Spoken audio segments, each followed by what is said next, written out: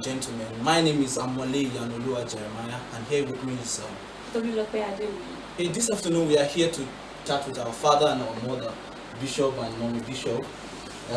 This is Bishop Ponle Alabi, and this is Mommy. Let us say good afternoon to the house, man. Good afternoon. Good afternoon. This afternoon we'll be chatting with them on, we'll be talking about love and how to get it right in a relationship. My first question will be definition of terms. So, sir, in your own perspective, how can we define love, lust, infatuation, and obsession? Well, I think we will take it one by one. I will speak on the ones I can speak on, and then my wife will speak on the other ones as well. That's what makes sense. Now, we want to start with the issue of love. I have to be very practical. There are certain concepts that are difficult to interpret. Even the dictionary has 5 definitions of love. In other words, it means the dictionary itself is not certain which you want to choose. The reason is because there are certain things that can only be known by experience. And so if we begin to pick a particular word, we want to define it, because definition only comes by making it, showing the difference between that thing and other things.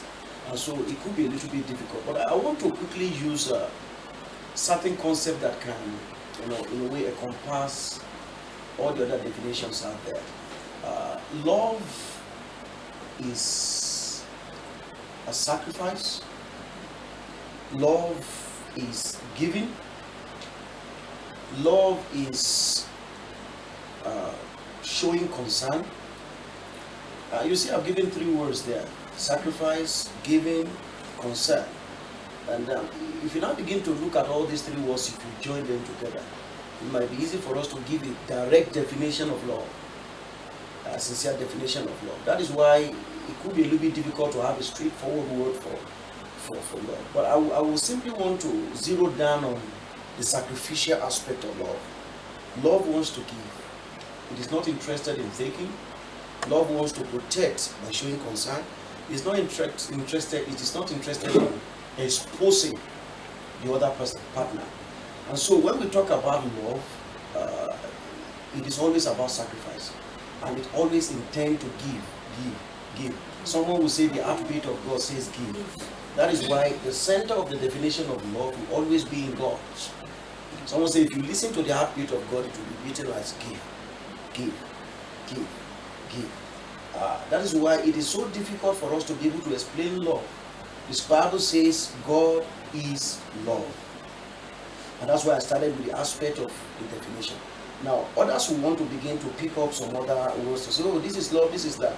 But the center of it is sacrificial. It is always about giving to others, not taking from them. So today we have people who want to say, if you show have love for me, on Valentine's Day you must give me your body. No, love does not take, it gives. If that person truly loves, he will want to protect you, he will want to give you rather than take from you.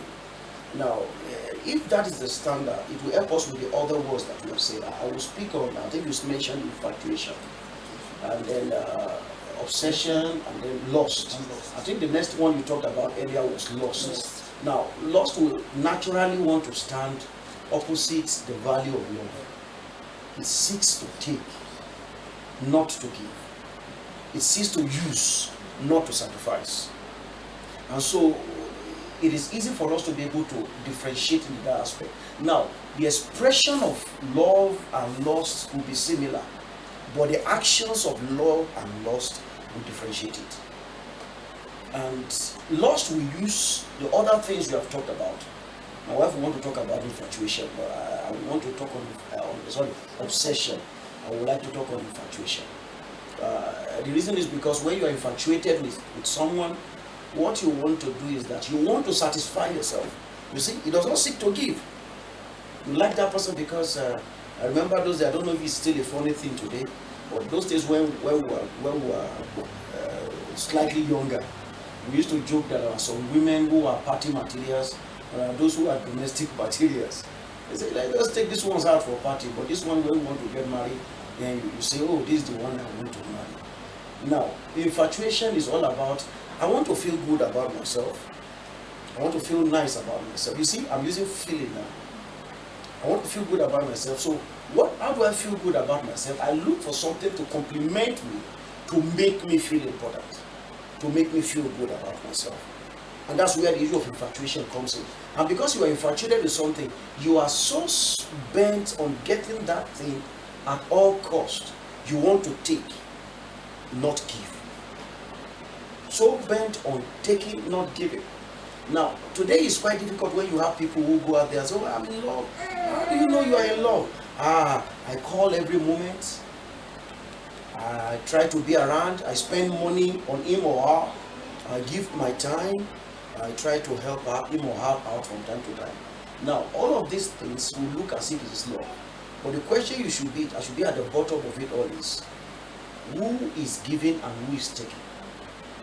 So, the moment that is asked, it will differentiate whether you're talking about lust or infatuation. The scriptures talks about lust as being taking something so you can spend it all on yourself.